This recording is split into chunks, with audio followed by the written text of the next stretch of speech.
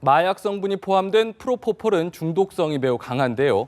유흥업소 종업원과 걸그룹 출신 등에게 프로포폴을 수시로 놔준 산부인과 원장이 경찰에 붙잡혔습니다. 허승아 앵커, 몇 년 전부터 그 우유 주사로도 알려진 프로포폴 문제가 또 터졌군요. 네, 그렇습니다. 말씀하신 대로 이 프로포폴은 주로 수면 내시경이나 간단한 성형 수술의 마취제로 쓰이는 의약품입니다. 지적하신 대로 마약 성분이 포함되어 있기 때문에 과다 투여하지 않도록 사용과 관리에 각별한 주의가 필요한 약이기도 하죠. 하지만 그동안 뉴스에서 자주 접하셨듯이 이 프로포폴 오남용 문제는 계속되고 있습니다. 이번에는 서울 강남의 한 산부인과 원장이 5명에게 130여 차례에 걸쳐 프로포폴을 투약한 혐의로 입건된 건데요. 한 사람에게 많게는 하루 4~5차례씩 투약하기도 했다고 하고요. 경찰 조사에 따르면 이미 약에 취해서 몽롱한 상태에 있는 환자에게 추가로 주사를 맞도록 권하기도 했다고 합니다. 결국 약물 중독에 빠져서 지인에게 돈을 빌려 투약하고 억대의 빚을 진 경우도 있었습니다. 이처럼 부실한 프로포폴 관리 감독 문제에 대해 이제는 법적인 대책이 필요한 게 아니냐는 목소리가 나오고 있습니다. 오늘 프로포폴 문제와 관련해서 황장수 미래경영연구소 소장, 또 김철근 동국대 겸임교수, 이홍혁 건국대 경찰학과 교수, 또 김영미 변호사 모시고 자세한 얘기 나눠보겠습니다. 어서 오십시오. 네, 안녕하세요. 안녕하십니까. 먼저 이홍혁 교수님께 좀 여쭤볼게요. 이번에 그 적발된 사람 중에 그 가장 많이 그 프로포폴 투약한 사람이 100번 이상 맞았다고 하더라고요. 이게 이렇게 맞아도 되는 겁니까? 안 위험한 겁니까? 사실 상당히 위험하죠. 네. 더군다나 이게 심리적으로도 소위 말해서 중독될 가능성이 상당히 많이 있을 뿐만이 아니고 몸도 사실 기억하기 때문에 한 번 맞은 사람은 계속해서 맞게 되는 극단적인 사례 같은 경우는 일반인이었는데 그 2년 동안 무려 300곳 이상의 병원을 찾아다녔는데 뇌에 위시경 목적으로 갔습니다. 근데 처음에 이제 위시경을 받다 보니까 프로포폴 사용하고 나서 일어났더니 상당히 기운도 말끔하고 또 정신적으로 사실은 이제 중독성이 생겼던 것이죠. 이만큼 상당히 진화 발전을 해서 상당히 위험한 상태로까지 이제 가기도 하는데 가장 위험한 것은 사실은 이게 이 과정에 호흡이 멈출 수 있다고 하는. 근데 다른 이제 마취를 하는 것은 호흡을 계속 시킬 수 있는 장비 장구를 옆에 두고 몸 안에 두고 있지만은 이 프로포폴은 그걸 사용하지 않고 하기 때문에 상당히 위험할 수 있는 의료사고의 분쟁 중에서 마취사고의 약 40%를 현재 차지하고 있다고 알려져 있습니다. 그 사실 말씀하셨지만 중독성이 굉장히 강한가 봅니다. 이게 끊지 못하는 이유가 또 여러 가지 이유가 있을 텐데요. 어떤 이유가 있을까요? 대표적으로는 이제 아무래도 자고 나면은 몸이 개운한 것 같다, 뭐 이렇게 평가를 하지만 이것이 사실은 이제 환각 작용도 함께 병행을 하고 있다. 우리가 쉽게 이해할 수 있는 것은 마이클 잭슨이 사망한 원인이 이 프로포폴을 오남용한 같은 이유였단 말이죠. 그래서 사실은 이제 우리가 알지 못하는 형태의 마음적으로도 그리고 육체적으로도 중독이 되고 있다. 그리고 또 이것이 어쩌면 병원에서는 수익을 증대할 수 있는 한 목적으로 지금 오남용 되고 있는 것이죠. 이게 5ml 앰플 하나당 사실은 5천 원 정도에 불과한데 실제로 주사를 놔줄 때는 40만 원, 50만 원까지 되다 보니까 수억 원의 부당 이익을 취하는 데 아주 또 손쉬운 방법이다. 그래서 사실은 수요도 있고 공급도 있기 때문에 이와 같은 사고가 계속 반복 발생하고 있다고 보입니다. 이게 보면은 몇 년 전에는 포폴데이라는 얘기까지 있었다고 하는데 혹시 황 소장님 포폴데이라고 들어보신 적 있으세요? 그런 이야기들이 있었죠. 한 3년 전입니까? 그랬죠. 한 산부인과 의사가 내연 관계에 있는 듯한 그런 여성 연예인에게 이 프로포폴을 놓다가 여성이 사망을 하자 주차장에 사체를 유기한 적이 있었지 않습니까?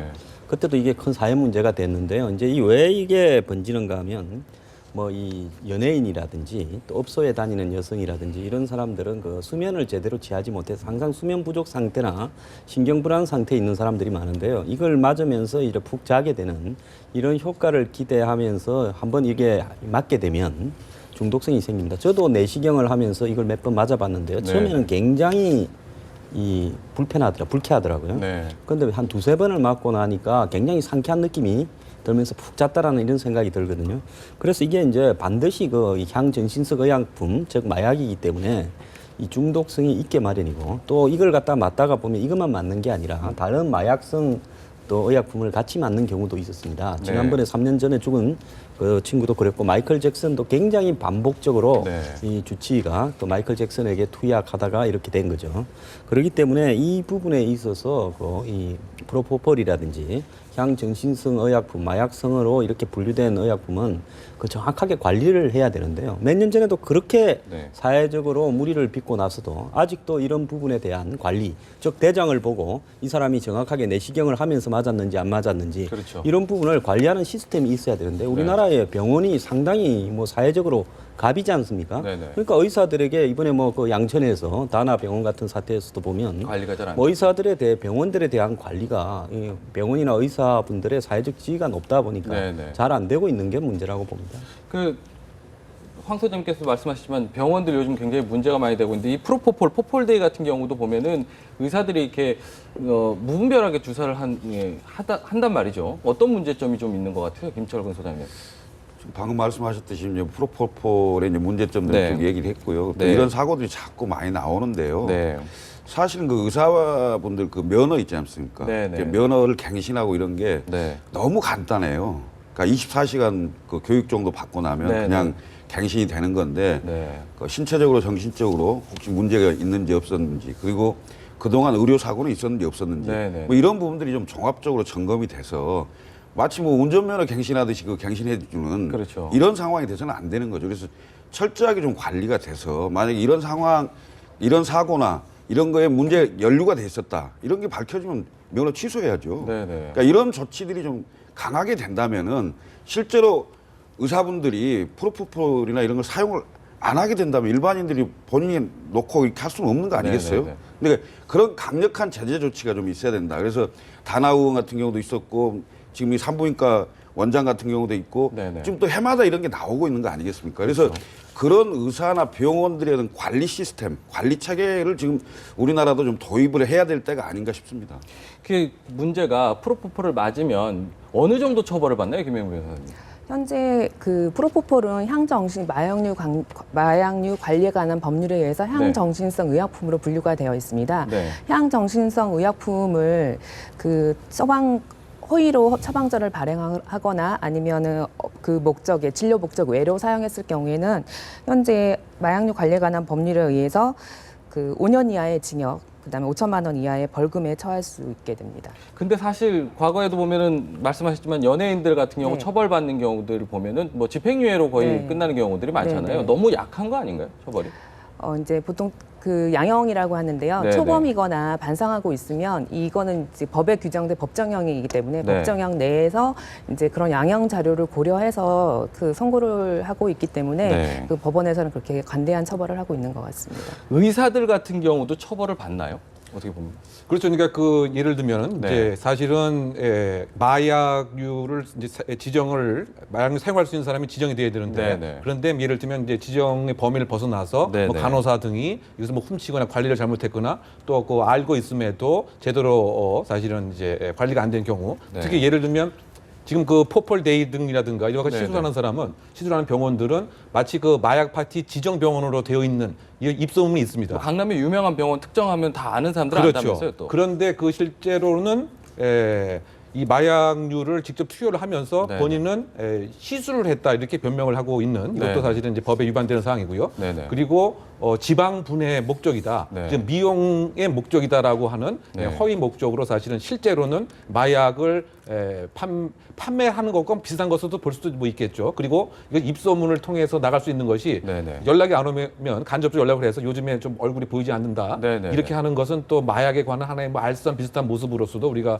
의유를 할 수 있기 때문에 네. 그와 같은 것이 뚜렷하다고 한다면 마약류 관리에 관한 법률 위반으로 처벌받을 가능성도 크다고 보입니다.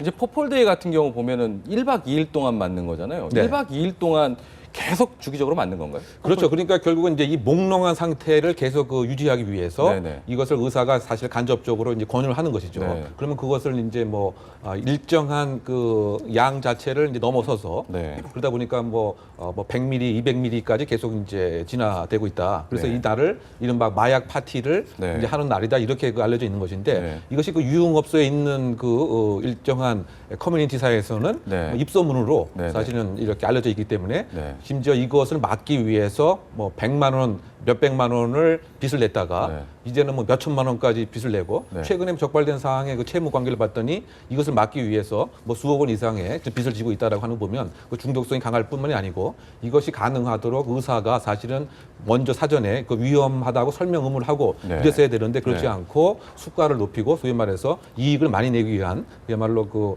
의사의 기본 윤리 의무를 해태한 네네네. 좀 상당히 비난 가능성이 높은 범죄라고 보입니다. 아까 황 소장님께서도 그 수면 내시경 할 때 이렇게 맞아 보셨다고 하셨잖아요. 요즘에는 또 맞지 말라고 권하는 데도 있긴 하더라고요. 저도 얼마 전에 건강검진을 받았는데 병원에서 뭐 굳이 안 받으셔도 되면 안 받아도 된다라고 얘기했는데 보통 보면은 그냥 이렇게 통과 의뢰로 그냥 받게 되죠. 예, 그런데 또 이거 사실 뭐 그러지 않으면 네. 그 이 내시경을 넣을 때 상당히 고통스럽잖아요. 네, 네, 네. 그렇기 때문에 이제 하는데 이거 비용이 뭐 그래도 이게 추가로 되는 게 한 20몇만 원 이렇게 추가가 되고 이 의료보험이 되지 않지 않습니까? 네, 네. 근데 의사가 그 뭐 이 저기 이번에 놓거나 이럴 때는 네. 용량을 네. 한꺼번에 많이 넣으면 위험할 수 있으니까 하루 종일 1박 2일 자면서 반복해서 시간 단위로 네. 지속적으로 놓는 걸로 알고 있고 이게 또 중요한 부분은요. 이 수면 마취를 하는 용도에만 쓰게 돼 있습니다. 네. 이것만을 갖다가 놓게 되면 그거는 네. 마약 이 관리법 위반이죠. 그렇죠. 예, 그래서 이 프로포폴을 투약하는 부분에는 이 정해진 어떤 항목에서만 그걸 하게끔 돼 있는데 네. 실제로 이걸 갖다가 다량 구매해 가지고 이렇게 네. 하는데 이게 어떤 거 위반이 있는가 하면요. 이건 의료보험도 안 됩니다. 그러니까 전부 현금으로 네, 네, 네. 예를 들어서 이제 탈세가 또 되죠. 네. 아까 뭐 말씀하신 마약 대로 관리법 위반이 40만 뿐만 원 아니라 정도 예, 한다고 그리고 하니까요. 3, 40만 원이 하니까 네. 병원들이 뭐 요즘 의료보험 되고 이렇게 네. 하니까 실제로 뭐 다른 진료하는 것보다 네. 이런 것들을 지속적으로 놓게 되면 나중에는 이제 병원 자체가 네. 아야 프로포폴 투약하는 그런 어떤 그러니까요. 병원이 되는 그리고 거죠. 최근에 또 이게 뭐 사건 중 하나가 이 네. 프로포폴을 사용하고 나면 그 병을 완전히 폐기를 해야 되는데 그랬었죠. 예, 근데 그것을 조금이라도 좀 그 수거해서 모으려고 재활용했었죠, 재활용하려고 해서 성형 수술을 하다 보니까 네, 뭐 네. 중국인 성형 환자가 그랬죠. 그야말로 사망하는 폐혈증으로 사망하는 결국은 이제 그 돈에 그 눈이 어두워서 결국은 의사의 그 기본 윤리 의무를 전혀 고려하지 않았던 그와 같은 사건들이 계속 발생하고 있습니다. 김 변호사님 사건 같은 경우 보면 이 프로포폴 마약 취한 상태에서 가끔 이렇게 성폭행이라든지 네. 뭐 이거 아니면 또 추가 마약이라든지 이런 범죄로도 연결이 되잖아요. 그렇죠. 프로포폴 투여한 상태에서 네. 이제 성폭행을 당하거나 이런 범죄 사실도 있어서 처벌이 되기도 하고요. 네네. 예, 그게 많은 부작용이 일어나기 때문에 이런 네. 규제가 되어야 된다고 봅니다. 그리고 네. 이 지금 프로포폴 투여에 대해서 너무 사회적으로 문제가 되기 때문에 현재 그 의사의 경우는 정당한 투여까지도 문제가 될 수 있는 상황이어서 네. 보건복지부에서 지금 현재 프로포폴에 대해서 가이드라인을 만들라라는 그 의사협회에 요구를 한 걸로 알고 있습니다. 그 그래서, 만약에 네. 그 프로포폴이 이렇게 비는 경우 100몇 개씩 비는 네. 경우에는 도대체 어디서 관리를 해요? 경찰 단속 외에는 없는 건가요? 그런 부분은 식약처나 보건복지부 여기에서 이제 진료기록부 기재된 투여 부분과 그다음에 재고 수량을 파악을 해서 이제 그런 오남용 부분을 파악을 해야 되는데요. 네. 그런 단속하는 인원을 좀 더 늘려서 네. 집중적으로 이제 그 각급 병원을 다 통제할 수 있도록 그런 체계가 잡혀야 되겠다고 봅니다. 요즘 병원 자꾸 사고가 나서 좀 믿고 갈 수 있는 병원이 있었으면 좋겠습니다. 오늘 주제는 여기까지 하고요. 다음 주제 한번 알아보겠습니다.